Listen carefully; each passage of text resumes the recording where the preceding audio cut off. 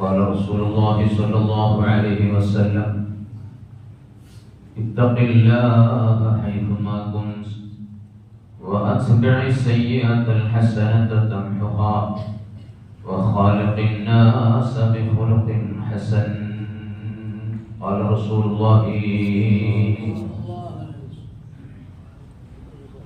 ومن هاز تقوى هاز كل غنيمة وفوز وخير ثم ملك ونعمة. وقد عد غزالي إمام المشايخ بمنهاجه أشرا وثندي فضيلتي وذاك مدح الله والحفظ من عداه ونصر نجاة من عظام ببلغتي وإصلاح أعمال وغفران ذنبه وعز بإكرام قبول لطاعتي وبشرى لدى موت وحب إلهنا نجاة من النار الخلود بجنتي. على أمة سيدنا محمد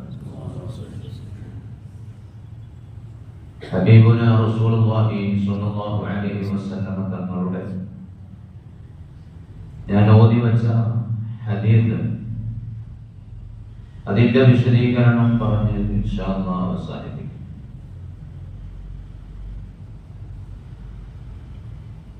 അല്ലാഹുവിന്റെ റസൂൽ സ്വല്ലല്ലാഹു അലൈഹി വസല്ലം തങ്ങൾ പറഞ്ഞു ഇത്തഖില്ലാഹ ഹൈതുമാ കുൻത. നീ അല്ലാഹുവിന് തഖ്വ ഉള്ളവനായി ജീവിക്കണം. ഹൈതുമാ കുൻത, നീ എവിടെയായിരുന്നാലും.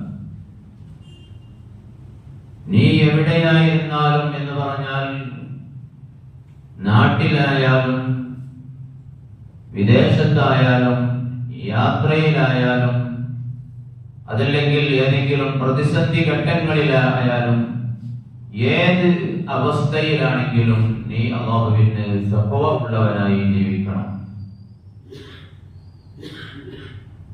ഒരു മനുഷ്യൻ തന്റെ പ്രത്യേകമായ ഒരു തിരക്കിലൊന്നുമല്ലാതെ ഫ്രീ ആയി തന്റെ നാട്ടിലുള്ളപ്പോ അവനെല്ലാം അവൻ ഓരോന്നും അതാതിന്റെ മുറക്ക് തന്നെ കൃത്യമായി അവൻ ചെയ്യേണ്ടതുണ്ട്. അതേ സമയത്തും യാത്രയിലാവുമ്പോ അവന്റെ യാത്രയിൽ ചില ഇളവുകളും ചില ആനുകൂല്യങ്ങളും ഒക്കെ ഉണ്ട്. അപ്പോഴും ആ യാത്രയിൽ ആ ഇളവുകളും ആനുകൂല്യങ്ങളും ഉപയോഗിച്ചുകൊണ്ട് അവൻ അല്ലാഹുവിന്റെ തഖ്വ ചെയ്ത് കൽപ്പിക്കപ്പെട്ട കാര്യങ്ങൾ മുഴുവൻ ചെയ്തുകൊണ്ട് അവൻ തന്റെ യാത്രയിലും മുന്നേറേണ്ടതുണ്ട്. രോഗിയായി കിടക്കുന്ന അവസ്ഥയിലാണെങ്കിൽ അവനോടും അവന് കഴിയുന്ന രൂപത്തിലൊക്കെ കുറെ ഇളവുകളൊക്കെ അവന് നൽകിക്കൊണ്ട് തഖ്വയിലായി കഴിഞ്ഞുകൂടാൻ അവനോടും നിർദ്ദേശിക്കപ്പെട്ടിട്ടുണ്ട്. ഞാൻ രോഗിയാണ്, അതുകൊണ്ട് എനിക്ക് അത് ബാധകല്ല ഇത് ബാധകല്ല എന്ന് പറഞ്ഞ് ഒന്നും അവന് തള്ളി മാറ്റാൻ പറ്റുകയില്ല. അവന് നിസ്കാരങ്ങളിലൊക്കെ കുറെ ഇളവുകൾ കൊടുത്തതുപോലെ നോമ്പിലും അവൻ ഇളവ് കൊടുത്തു. ഇങ്ങനെ ഓരോ കർമ്മങ്ങളിലും ഇളവ് കൊടുത്തു. ഈ ആശയങ്ങളെല്ലാം ഈ വിശദീകരണങ്ങളെല്ലാം ഹൈതുമാ കുന്ത എന്നതിന്റെ വ്യാഖ്യാനത്തിൽ മഹാന്മാർ രേഖപ്പെടുത്തുന്നുണ്ട്. നീ എവിടെയായിരുന്നാലും ഏത് അവസ്ഥയിലായിരുന്നാലും അതിനനുസരിച്ച് നീ അല്ലാഹുവിന്റെ തഖ്വ ഉള്ളവനാകും.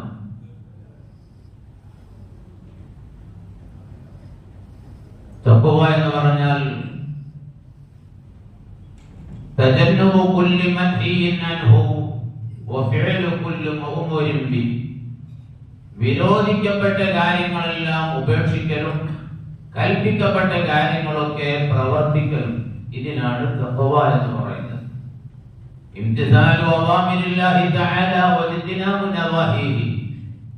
വേറെ അയിമ്മത്ത് നൽകിയ അതിന്റെ നിർവചനം അതാണ്. രണ്ടും ഒരേ അർത്ഥം, രണ്ട് രൂപങ്ങളിൽ പറഞ്ഞു എന്നേലും. ബഹുമാനപ്പെട്ട അലി ഇബ്നു അബീ ത്വാലിബ് റളിയല്ലാഹു അൻഹുവിനോട് എന്താണ് തഖ്വ എന്നത് നിർവചിച്ചു തരാൻ പറ്റുമോ എന്ന് ചോദിച്ചപ്പോ ബഹുമാനപ്പെട്ടവർ പറഞ്ഞു ഹിയ അൽ ഖൗഫു മിനൽ ജലീൽ വൽ അമലു ബിത്തൻസീൽ വൽ ഖനാഅതു ബിൽ ഖലീൽ വൽ ഇസ്തിഅദാദു ലിയൗമിർ റഹീൽ. അലി ഇബ്നു അബീ ത്വാലിബ് റളിയല്ലാഹു അൻഹു പറയാണ് തഖ്വ എന്ന് പറഞ്ഞാൽ അല്ലാഹുവിനെ ഭയപ്പെടലാണ്. ഒന്നാമത്തെ വ്യാഖ്യാനം ബഹുമാനപ്പെട്ടവർ നൽകിയത് അല്ലാഹുവിനെ ഭയപ്പെട്ടുകൊണ്ട് ജീവിക്കുക. അതിൽ തന്നെ എല്ലാം പെട്ടു. ഒരാൾക്ക് അല്ലാഹുവിനെ ഭയമുണ്ടെങ്കിൽ പിന്നെ പറഞ്ഞ കാര്യമൊക്കെ ചെയ്യണ്ടോ, ചെയ്യരുതെന്ന് പറഞ്ഞൊക്കെ ഒഴിവാക്കുകയും ചെയ്യും.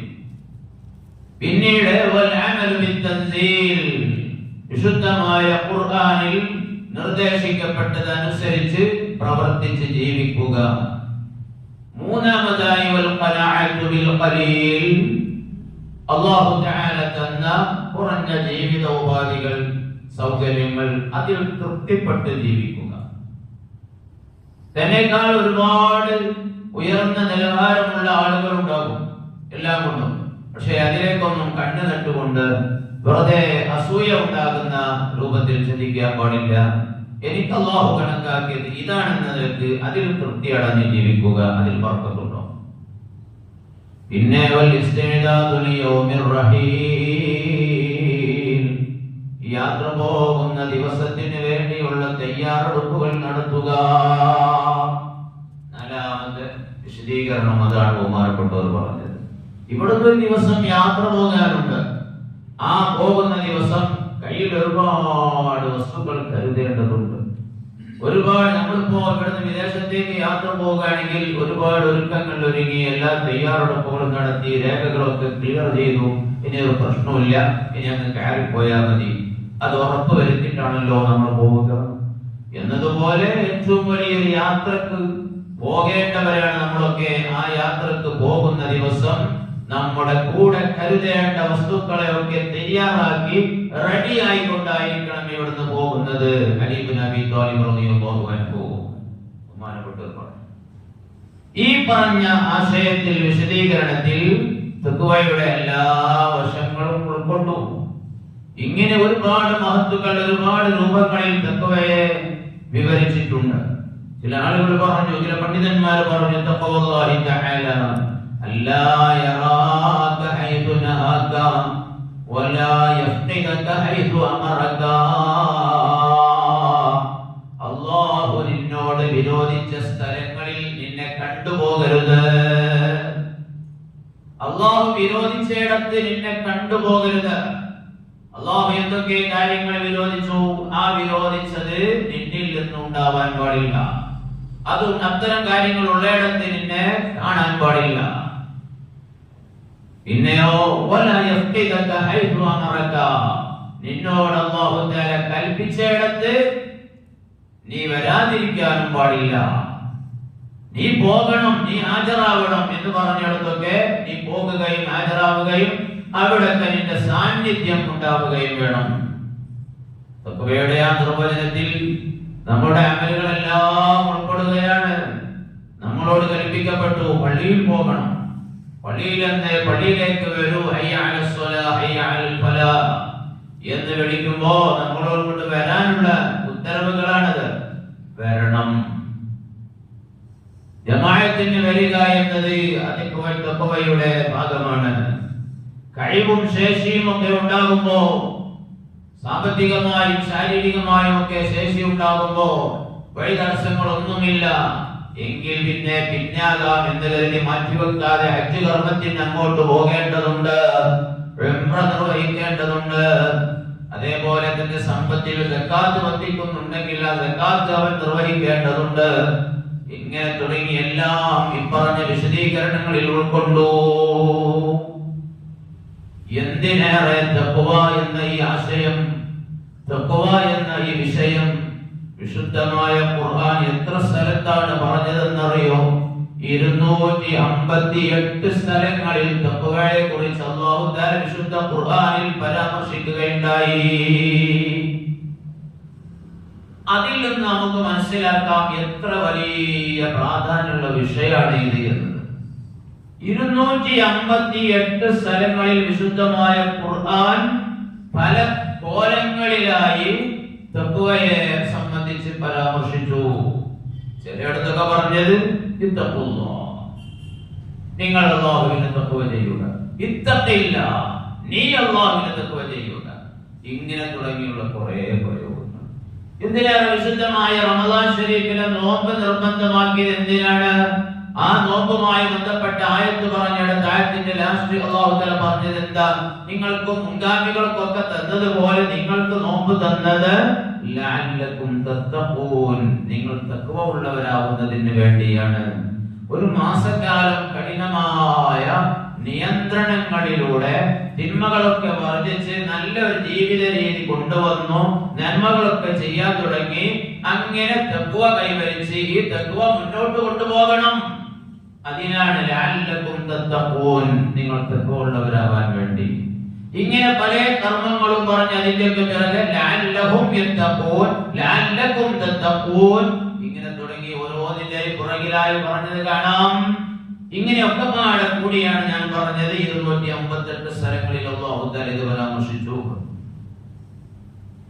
ഒരാൾ തഖ്വയുള്ളവനായി തീർന്നാൽ, ഒരാൾ തഖ്വയുള്ള മനുഷ്യനായി തീർന്നാൽ അവന് പ്രധാനപ്പെട്ട 12 ഗുണങ്ങൾ ഉള്ളതായി വിശുദ്ധമായ ഖുർആനിൽ പറഞ്ഞത് ഇമാം ഗസ്സാലി റഹ്മഹുല്ലാഹ് തന്റെ മിൻഹാജുൽ ആബിദീനിൽ എണ്ണി പറഞ്ഞിട്ടുണ്ട്. وقد عد غزالي إمام المشايخ بمنهاجه أشرا وثنتي فضيلتي.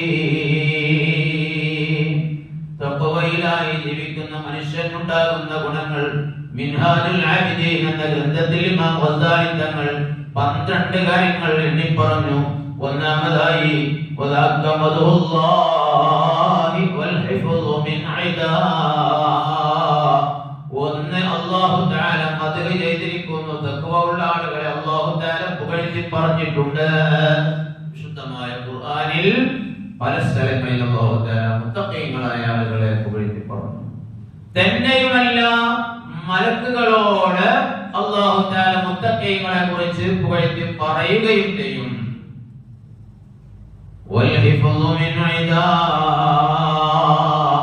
ശത്രുക്കളിൽ നിന്നുള്ള കാവലാണ് രണ്ടാമത്തെ കാര്യം. ശരിയായ മുത്തഖിയായി നടന്നാൽ ശത്രുവിൽ നിന്നുള്ള കാവൽ അല്ലാഹു തആല നൽകും. ലാ യദുറുക്കും കൈദുഹും ശൈആ എന്നാണ് വിശുദ്ധമായ ഖുർആൻ അതിനെപ്പറ്റി പറഞ്ഞത്. നിങ്ങൾ ശരിയായ തഖ്വ ഉള്ളവരാണോ, ഏതൊരു ശത്രുവിനും നിങ്ങളെ ഒന്നും ചെയ്യാൻ കഴിയില്ല. ശൈഅൻ വിശുദ്ധ ഖുർആൻ പറയാം, ഒന്നും ചെയ്യാൻ കഴിയില്ല. അവരൊരു കുതന്ത്രവും നിന്റെ കാര്യത്തിൽ വരെ പോവുകയില്ല. പക്ഷേ ശരിയായ മുത്തഖിയായിരിക്കണം. വനുസുറുൻ നജാതുൻ മിൻ ഇളാമിൻ ബിമുൽഗതി, ആപൽ ഘട്ടങ്ങളിൽ പ്രതിസന്ധി ഘട്ടങ്ങളിലൊക്കെ അല്ലാഹു സഹായം ചെയ്യും. വമൻ യത്തഖില്ലാഹ യജ്അൽ ലഹു മഖ്റജാ, അല്ലാഹു തആല പറഞ്ഞു, ആരെങ്കിലും അല്ലാഹുവിനെ തഖ്വ ഉള്ളവനായാൽ എല്ലാ പ്രതിസന്ധി ഘട്ടങ്ങളിൽ നിന്നും അല്ലാഹു അവന് രക്ഷ നൽകും. അവന് പ്രയാസങ്ങളിൽ നിന്നുള്ള മോചനം അല്ലാഹു തആല നൽകും, സഹായം ചെയ്യും. ബിമുൽഗതി, അവന്റെ അന്നത്തിന്റെ കാര്യം അല്ലാഹു തആല അവന് ഏറ്റെടുത്തു കൊടുക്കും, ചെയ്തു കൊടുക്കും. വയർസുഖു മിൻ ഹൈതു ലാ യഹ്തസിബ് വമൻ യത്തഖില്ലാഹ യജ്അൽ ലഹു മഖ്റജ വയർസുഖു മിൻ ഹൈതു ലാ യഹ്തസിബ്, അല്ലാഹു തആല അവൻ വിചാരിക്കാത്ത വഴിയിലൂടെ അവന്റെ റിസ്ഖിന്റെ വഴികൾ എളുപ്പമാക്കി കൊടുക്കും. ശരിയായ മുത്തഖിയായി നടക്കുമ്പോൾ അവന്റെ കാര്യങ്ങളൊക്കെ, അവന്റെ കുടുംബത്തിന്റെ കാര്യങ്ങളൊക്കെ അങ്ങ് അവൻ അറിയാത്ത രൂപത്തിൽ തന്നെ അങ്ങനെ മുന്നോട്ട് പോകുന്നതായി അവന് കാണാൻ കഴിയും. അല്ലാഹു നൽകുന്ന അനുഗ്രഹങ്ങളാണ് വയസ്സലാഹു അഅമാലിൻ വഗുഫറാനു ദംബിഹി, ചെയ്യുന്ന അമലുകളൊക്കെ അല്ലാഹു തആല സ്വാലിഹായ അമലായി കബൂലാക്കും. എല്ലാ വെള്ളിയാഴ്ചയും നമ്മളൊക്കെ കേൾക്കുന്ന ആയത്തുണ്ടല്ലോ, മിമ്പറിൽ നിന്ന് കേൾക്കുന്ന ആയത്ത് യാ അയ്യുഹല്ലദീന ആമനു തഖുല്ലാഹ വഖൂലൂ ഖൗലൻ സദീദാ യുസ്ലിഹ് ലക്കും അഅമാലക്കും വയഗ്ഫിർ ലക്കും ദുനൂബക്കും. എന്താണ് പറഞ്ഞത്? സത്യവിശ്വാസികളെ, നിങ്ങളൊക്കെ അല്ലാഹുവിന്റെ തഖ്വ ഉള്ളവരായി ജീവിക്കണം. വഖൂലൂ ഖൗലൻ സദീദാ, നേരായ വർത്തമാനങ്ങൾ മാത്രം നിങ്ങൾ പറയണം, സത്യമായത് നിങ്ങൾ പറയണം. എന്നാൽ യുസ്ലിഹ് ലക്കും അഅമാലക്കും, അല്ലാഹു നിങ്ങളുടെ അമലുകളൊക്കെ സ്വാലിഹായ അമലായി നിങ്ങളിൽ നിന്ന് പരിഗണിക്കും. വയഗ്ഫിർ ലക്കും ദുനൂബക്കും, നിങ്ങൾ ദോഷങ്ങൾ അല്ലാഹു തആല വിട്ടുതരികയും ചെയ്യും, നിങ്ങൾക്ക് പുറത്തു തരികയും ചെയ്യും. അതാണ് ഈ പറഞ്ഞത് വൈസ്ലാഹു അഅമാലിൻ വഗ്ഫറാനു ദംബിഹി, അമലുകളൊക്കെ സ്വാലിഹായ അമലായി കബൂലാക്കുകയും ദോഷങ്ങൾ പുറത്തു കൊടുക്കുകയും വഇസ്സും ബിഇക്റാമിൻ ഖബൂലുൽ ലിതാഅതി, അല്ലാഹു തആല അവന് ആദരവ് നൽകുകയും ഇസ്സത്ത് അന്തസ്സ് അവന് അല്ലാഹു തആല നൽകുകയും അവന്റെ എല്ലാ ത്വാഅത്തുകളും അല്ലാഹു കബൂലാക്കുകയും ചെയ്യും. ഇന്ന അക്രമക്കും ഇൻദല്ലാഹി അത്ഖാകും, നിങ്ങളുടെ കൂട്ടത്തിലെ ഏറ്റവും ആദരണീയൻ, നിങ്ങളിൽ ആരാണോ കൂടുതൽ തഖ്വ ഉള്ളവൻ അവനാണെന്ന് വിശുദ്ധമായ ഖുർആൻ. അപ്പോൾ വലിയ ആദരവിന്റെ ഉടമയുമായി മാറും. സൃഷ്ടികളുടെ ഇടയിൽ, മനുഷ്യരുടെ ഇടയിൽ ആദരവുണ്ടാകും, മലക്കുകളുടെ ഇടയിൽ ഈ മനുഷ്യന് അതിലേറെ ആദരവുകൾ അല്ലാഹു തആല ഉണ്ടാക്കി കൊടുക്കും. അവന് വേണ്ടി മലക്കുകൾ പ്രാർത്ഥിച്ചുകൊണ്ടേയിരിക്കും. അതിലൊക്കെ പുറമേ വബുശ്റാ ലദാ മൗതിൻ വഹബ്ബു ഇലാഹിനാ, മരണനേരത്ത് റഹ്മത്തിന്റെ മലക്കുകൾ വന്നുകൊണ്ട് സന്തോഷവാർത്ത അവൻ അറിയിച്ചു കൊടുത്തുകൊണ്ടേയിരിക്കും. വഹബ്ബു ഇലാഹിനാ, അല്ലാഹുവിന്റെ ഇഷ്ടം അവനോട് സ്ഥിരമായി ഉണ്ടായിക്കൊണ്ടിരിക്കും. നജാത്തും മിനന്നാരിൽ ഖുലൂദു ബിജന്നതി, നരകത്തിൽ നിന്നുള്ള മോചനവും ശാശ്വതമായ സ്വർഗ്ഗപ്രവേശനവും അവന് ലഭിക്കും. ഇങ്ങനെ 12 പ്രധാനപ്പെട്ട ഗുണങ്ങളും ശ്രേഷ്ഠതകളുമാണ് ഈ പറഞ്ഞത്. ഓരോന്നിനും ഖുർആനിൽ ആയത്തുകളുണ്ട്. തഖ്വയെ കുറിച്ച് പറഞ്ഞാൽ അവസാനിപ്പിക്കാൻ കഴിയില്ല. ഞാൻ ഹദീസിന്റെ അടുത്ത പാർട്ടിലേക്ക് പോകാം. റസൂലുള്ളാഹി തങ്ങൾ ആ ഹദീസിൽ പറഞ്ഞ രണ്ടാമത്തെ കാര്യം വഅത്ബിഇ സയ്യിഅത അൽ ഹസനത തംഹുഹാ, ഒരു തിന്മ നിന്നിൽ നിന്ന് വന്നു പോയാൽ അതിന്റെ പിന്നിൽ നീ ഒരു നന്മ ചെയ്യണം. എന്നാൽ തംഹുഹാ, ആ നന്മ ആ തിന്മയെ മായ്ച്ചു കളയും. നമ്മൾ ഒരു ചീത്തയായ വാക്ക് പറഞ്ഞുപോയി, ആ ചീത്തയായ വാക്ക് പറഞ്ഞു പോയാൽ എന്നാൽ അതിന്റെ പിറകെ ഒരു ഇസ്തിഗ്ഫാർ പറയുക, അസ്തഗ്ഫിറുല്ലാഹൽ അസീം, അതല്ലെങ്കിൽ വേറെ ഏതെങ്കിലും ഒരു ദിക്ർ പറഞ്ഞാലും അതിന് പരിഹാരമാകുമെന്നാണ് റസൂലുള്ളാഹി സ്വല്ലല്ലാഹു അലൈഹി വസല്ലം തങ്ങൾ പറഞ്ഞത്.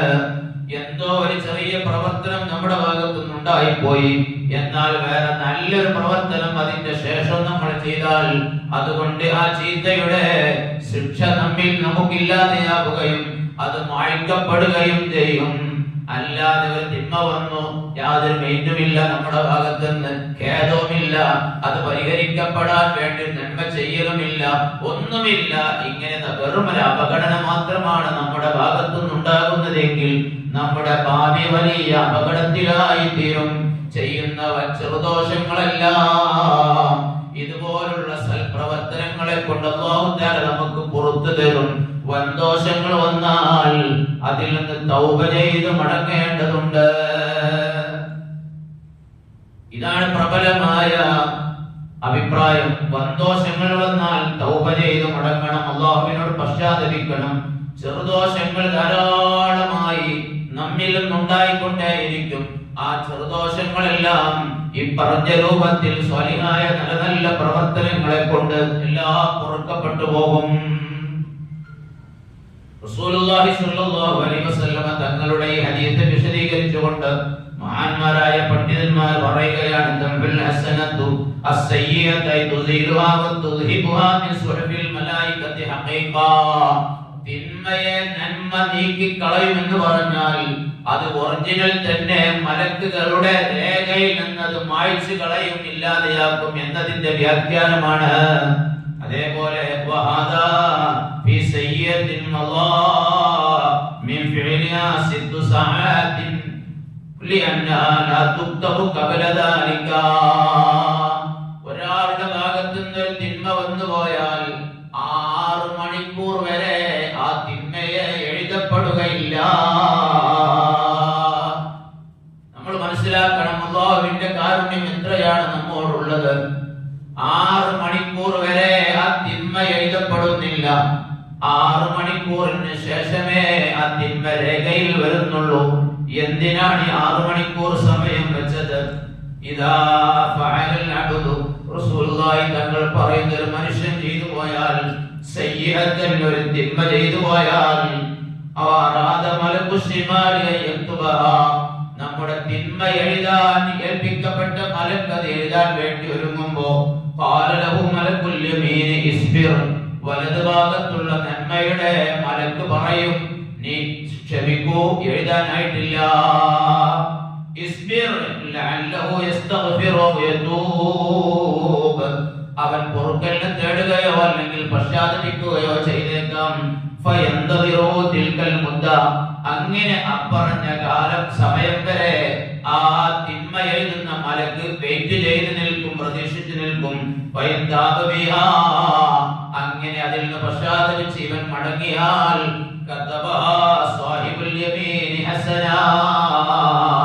നന്മ എഴുതുന്ന മലക്ക് ഒരു നന്മയായി എഴുതുന്നു. ഒരു തിന്മ ചെയ്ത മനുഷ്യന് അത് മറിച്ച് ഇപ്പുറത്തേക്ക് നന്മയാക്കി മാറ്റാൻ ഇവിടെ സാധ്യമായി. മലക്ക് നന്മയുടെ രേഖയിൽ എഴുതുകയായി. അതല്ല വൈല്ല, ഇവൻ തൗബ ചെയ്യുകയോ പൊറുക്കലിനെ തേടുകയോ ചെയ്തില്ല എങ്കിൽ അപ്പോ ആ മലക്ക് തിന്മ എഴുതുന്ന മലക്കിനോട് പറയും, ഇനി നീ എഴുതിക്കോ. അതാണ് പറഞ്ഞത്, 6 മണിക്കൂർ വരെ ഒരു തിന്മ വന്നു പോയാൽ 6 മണിക്കൂർ സമയം വരെ നമുക്ക് വേണ്ടി വെയിറ്റ് ചെയ്യുന്നുണ്ട്. പൊറുക്കലിനെ തേടാൻ വേണ്ടി, അത് മായ്ക്കപ്പെടുന്ന പ്രവർത്തനങ്ങൾ ചെയ്യാൻ വേണ്ടി കാത്തിരിക്കുന്നുണ്ട്. അല്ലാഹുവിന്റെ ഭാഗത്തു നിന്നുള്ള ഫള് വളരെ വലുതാണ്. ഇനി ഞാൻ ആ ഭാഗം അവസാനിപ്പിച്ച് ഹദീസിന്റെ 3-ാമത്തെ പാർട്ടും പറഞ്ഞ് അവസാനിപ്പിക്കുകയാണ്. റസൂലുള്ളാഹി തങ്ങൾ പറഞ്ഞു, ഖാലിഖിൻ നാസ ബിഖുലുഖിൻ ഹസൻ, ജനങ്ങളോട് നീ സൽ സ്വഭാവത്തിൽ പെരുമാറണം. നല്ല സ്വഭാവങ്ങളിൽ ജനങ്ങളോട് നീ സമീപിക്കണം, പെരുമാറണം. സൽ സ്വഭാവം അല്ലേ റസൂലുള്ളാഹി തങ്ങളുടെ ഏറ്റവും വലിയ വിശേഷണം. അല്ലാഹുവിന്റെ ഹബീബ് സല്ലല്ലാഹു അലൈഹി വസല്ലം തങ്ങളെക്കാൾ ലോകത്ത് സൽ സ്വഭാവത്തിന്റെ ഉടമ വേറെ ഒരൊറ്റ മനുഷ്യനില്ല. അതിന്റെ മുന്നേയുമില്ല, ഖിയാമത്ത് നാൾ വരെ വരികയുമില്ല. ആ ഹബീബ് തങ്ങളാണ് പറയുന്നത്, ഖാലിഖിൻ നാസ ബിഖുലുഖിൻ ഹസൻ, ജനങ്ങളോടൊക്കെ സൽ സ്വഭാവത്തിൽ നീ പെരുമാറണം. അല്ലാഹുവിന്റെ ഹബീബ് പറയുകയാണ്, ഹാമിൻ ശൈഇൻ യുദഅ ഫീ മീസാൻ അസ്ഖലു മിൻ ഹുസ്നിൽ ഖുലുഖി, മനുഷ്യന്റെ നന്മ തിന്മകളെ തൂക്കപ്പെടുന്ന മീസാൻ ഉണ്ടല്ലോ, അതിൽ നന്മയുടെ പക്ഷത്ത് ഏറ്റവും വലിയ കണക്കൂട്ടുന്ന വസ്തു സൽ സ്വഭാവം എന്ന ഒരു മുസ്ലിമായ മനുഷ്യന്റെ വിശേഷണമാണ്. വഇന്ന സാഹിബ ഹുസ്നിൽ ഖുലുഖി ലയബ്ലുഗു ദറജത സാഹിബി സ്വലാത്തി വസ്സൗം, ധാരാളം സുന്നത്ത് നിസ്കരിക്കുന്ന, ധാരാളം സുന്നത്ത് നോമ്പുകളൊക്കെ എടുക്കുന്ന ഒരു മനുഷ്യന് കിട്ടുന്ന പദവി എത്രയാണോ, ആ പദവിയിലേക്ക് സൽ സ്വഭാവം കൊണ്ട് തന്നെ ഒരു മനുഷ്യൻ എത്തുമെന്ന് സയ്യിദുനാ റസൂലുള്ളാഹി സ്വല്ലല്ലാഹു അലൈഹി വസല്ലം. ധാരാളം ഒരു മനുഷ്യൻ ഇങ്ങനെ രാത്രികളൊക്കെ അവൻ സുന്നത്ത് നിസ്കരിക്കുന്നുണ്ട്, മറ്റു സുന്നത്തുകളൊക്കെ കൃത്യമായി നിസ്കരിക്കുന്നുണ്ട്, അല്ലെങ്കിൽ വേറൊരു മനുഷ്യൻ സുന്നത്തായ നോമ്പുകളൊക്കെ എടുക്കുന്നുണ്ട്, അവൻ ഒരുപാട് സുന്നത്ത് നോമ്പുകളുണ്ട്. എന്നാൽ ഈ സൽസ്വഭാവത്തിന്റെ മനുഷ്യന് ആ രൂപത്തിൽ സുന്നത്തായ നിസ്കാരമോ നോമ്പോ ഒന്നും ഇല്ലെങ്കിലും ഇവന്റെ സ്വഭാവത്തിന്റെ മഹിമ കാരണം അവർക്ക് കിട്ടുന്നതിനേക്കാൾ വലിയ പ്രതിഫലമാണ് ഇവർക്കുണ്ടാവുക എന്നാണ് അല്ലാഹുവിന്റെ ഹബീബ് സല്ലല്ലാഹു അലൈഹി വസല്ലം തങ്ങൾ പറഞ്ഞത്. ജുനൈദുൽ ബഗ്ദാദി റളിയല്ലാഹു അൻഹു സയ്യിദു ത്വായിഫ ഔലിയാക്കളുടെ നേതാവായ ബഹുമാനപ്പെട്ടവർ പറഞ്ഞു, അർബഅൻ തർഫഉൽ അബ്ദ ഇലാ ആലി ദറജാത്, നാല് കാര്യങ്ങൾ മനുഷ്യനെ ഉന്നതങ്ങളിലേക്ക് എത്തിക്കും. അവന്റെ ഇൽമും അവന്റെ മറ്റ് അമലുകളും ഒക്കെ കുറവാണെങ്കിൽ പോലും നാല് വിശേഷണങ്ങൾ ഉന്നതങ്ങളിലേക്ക് എത്തിക്കും. അതിൽ ഒന്ന് അൽ ഹിൽമു, സഹനമാണ്. എന്തും സഹിക്കാനുള്ളൊരു മനോഭാവം. എന്ത് തിന്മ വന്നാലും അതൊക്കെ സഹിക്കുകയാണ്. സൃഷ്ടികളുടെ ഭാഗത്തുനിന്നുണ്ടായതായാലും അല്ലാഹുവിന്റെ ഭാഗത്തുനിന്നുള്ള പരീക്ഷണങ്ങളായാലും എല്ലാം സഹിക്കുകയും ക്ഷമിക്കുകയും ചെയ്യാനുള്ള ഒരു മനോഗതി അതുള്ളവൻ ഉന്നതങ്ങളിലേക്ക് എത്തും. രണ്ടാമതായി വിനയമാണ്, താഴ്മ കാണിക്കലാണ്. മൂന്നാമതായി ഉദാര മനസ്കനാകലാണ്. ധർമ്മം ചെയ്യാനുള്ള ഒരു താല്പര്യമുണ്ടാവുക. എന്താണോ തന്നോട് കഴിയുന്നത്, അത് എത്ര ചെറുതാണെങ്കിലും തന്നോട് കഴിയുന്ന രൂപത്തിൽ എന്തെങ്കിലുമൊക്കെ ധർമ്മം ചെയ്യണം എന്നുള്ള ഒരു മനസ്സുള്ളവൻ അവനും ഉന്നതമായ സ്ഥാനങ്ങളിലേക്ക് എത്തും. നാലാമതായി പറഞ്ഞത് വഹ്സുനുൽ ഖുലുഖി, സൽസ്വഭാവമാണ്. നമ്മളൊക്കെ നല്ല സൽസ്വഭാവമുള്ളവരാണെന്ന് നമ്മൾ പറയും. ആ സൽസ്വഭാവം നമ്മൾ പൊതുജനങ്ങളോട് കാണിച്ചാൽ പോരാ. നമ്മൾ നമ്മുടെ അകത്തളങ്ങളിൽ, വീട്ടിന്റെ ഉള്ളറകളിൽ, വീട്ടുകാരോട്, ഭാര്യമാരോട്, മക്കളോട്, കുടുംബങ്ങളോട്, അവരോടൊക്കെയും നമ്മൾ സൽസ്വഭാവം പുലർത്തേണ്ടതുണ്ട്. ചില ആളുകൾ പൊതുവേദികളിലും പൊതുയിടങ്ങളിലും സമൂഹത്തിനിടയിലുമൊക്കെ നല്ല മാന്യന്മാരും സൽസ്വഭാവികളുമായിരിക്കും. പക്ഷേ കുടുംബത്തിലേക്ക് കയറി ചെന്നാൽ ഏതോ ഭീകര ജീവി വന്നതുപോലെയാണ് ആ കുടുംബത്തിലെ അവസ്ഥ ഉണ്ടാകുന്നത്. അത് സൽസ്വഭാവമല്ല, അവൻ സൽസ്വഭാവത്തിന്റെ ഉടമയല്ല. അതും കൂടി പറഞ്ഞ് ഞാൻ നിർത്തുകയാണ്. ബഹുമാനപ്പെട്ട അബൂ ഹാസിം റളിയല്ലാഹു അൻഹു പറഞ്ഞു, മിൻ സൂഇൽ ഖുലുഖി ഫിർ റജുലി, ഒരു പുരുഷനായ മനുഷ്യന്റെ ദുസ്വഭാവത്തിൽപ്പെട്ടതാണ് അവൻ തന്റെ കുടുംബത്തിലേക്ക് കയറി ചെല്ലുന്നു. അപ്പോൾ വഹും ഫീ സുറൂരിൻ യദ്ഹഖൂൻ, വീട്ടിലെ ഭാര്യയും മക്കളും ഒക്കെ എന്തോ തമാശ പറഞ്ഞ് അവർ തമാശയിലുമൊക്കെയായി ചിരിച്ചു കളിച്ചുകൊണ്ടിരിക്കുകയാണ്. ഇവൻ അങ്ങ് കയറി ചെന്നപ്പോൾ ഇവനെ പേടിച്ച് അവരൊക്കെ അവിടെ ഓടി ഓടിച്ചു. ഇതാണ് ഒരു വീട്ടിൽ ഒരു പിതാവിന്റെ, കുടുംബനാഥന്റെ സ്വഭാവമെങ്കിൽ അവൻ സൽസ്വഭാവിയല്ല. കുടുംബനാഥൻ കയറി വന്നു, ഉപ്പ വന്നിട്ടുണ്ട്, ഭാര്യ പറയാണ് അയാൾ വരുന്നുണ്ട്, ഇനി ഇവിടെ ഉണ്ടാൻ പറ്റൂല, ഇവിടെ സംസാരിക്കാൻ പറ്റൂല, ചിരിക്കാൻ പറ്റൂല, അത് പറ്റൂല, ഇത് പറ്റൂല. ആ സ്വഭാവം നല്ല സ്വഭാവമല്ല. അവരോട് കൂടെ കളിച്ച് ചിരിച്ച് രസിച്ച് കൊണ്ടായിരിക്കേണ്ടതുണ്ട്. അതേപോലെ തന്നെയാണ് ഒരു മനുഷ്യന്റെ ദുസ്വഭാവമാണ് വീട്ടുമുറ്റത്തുള്ള പൂച്ചയൊക്കെ ഇവരെ കാണുമ്പോഴേക്ക്, ഇവൻ വരുമ്പോഴേക്ക് ഓടി ഒളിക്കുന്നു. വീട്ടുകാരൻ വരുമ്പോഴേക്ക് പൂച്ച ഇവനെ കണ്ട് ഓടി ഒളിക്കുകയാണ്. കാരണം ഇവൻ പൂച്ചയെ കണ്ടാൽ എറിഞ്ഞോടിക്കും, പൂച്ചയെ കണ്ടാൽ ആട്ടി ഓടിക്കും. അപ്പൊ ഇവന്റെ തീയൽ കാണുമ്പോഴേക്കൊക്കെ പൂച്ച ഓടുകയാണ്. ഇവന്റെ മുറ്റത്തുള്ള തോട്ടത്തിലുള്ള പട്ടി പോലും ഇവനെ കാണുമ്പോൾ ഓടി മതിലിന്മേൽ കയറുന്നുണ്ടോ എങ്കിൽ ഇവൻ ദുസ്വഭാവിയാ. എല്ലാ മഹാന്മാരുടെ ഗ്രന്ഥങ്ങളിൽ രേഖപ്പെടുത്തിയിട്ടുണ്ട്. പറയുകയാണ്, ആരാണ് ഏറ്റവും ഹമ്മുള്ള മനുഷ്യൻ എന്ന ചോദ്യം അവരോടുണ്ടായപ്പോ അവിടുന്ന് പറഞ്ഞത് ദുസ്വഭാവിയായ മനുഷ്യനാണ്. വലിയ ടെൻഷന്റെ ഉടമ ദുസ്വഭാവിയായ മനുഷ്യനാണ്. നല്ല സ്വഭാവമുള്ള ആൾക്ക് ടെൻഷൻ ഉണ്ടാവില്ല.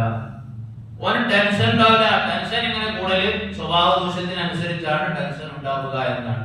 ഇതൊരു തങ്ങൾ പറഞ്ഞത് മാത്രമല്ല, ഒരുപാട് മഹത്വം വാക്യങ്ങളുണ്ട്, അതിലേക്കൊന്നും ഞാൻ പോകുന്നില്ല. അപ്പൊ നമ്മുടെ സ്വഭാവം നന്നാകുക എന്ന്, നന്നാക്കി കിട്ടുക എന്ന് പറയുന്നത് അത് വല്ലാത്തൊരു സംഗതിയാണ്. നമ്മുടെ വാക്കുകളെ കൊണ്ട് പറഞ്ഞുണ്ടാക്കാൻ സാധിക്കുന്ന സംഗതിയല്ല.